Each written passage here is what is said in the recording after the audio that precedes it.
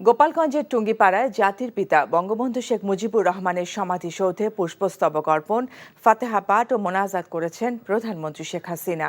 সকাল 10:45টায় সড়ক পথে গোপালগঞ্জের টুঙ্গিপাড়ায় পৌঁছেই জাতির পিতার সমাধিতে দোয়া ও মোনাজাতে অংশ নেন তিনি। এরপর গোপালগঞ্জের টুঙ্গিপাড়া উপজেলা আওয়ামী কার্যালয়ে দরিয়ারকুল গ্রাম উন্নয়ন সমিতির সদস্যদের সাথে মতবিনিময় ও সুবিধাবঞ্চিতদের মধ্যে কৃষি ও শিক্ষা উপকরণ বিতরণ অনুষ্ঠানে অংশ নেন প্রধানমন্ত্রী।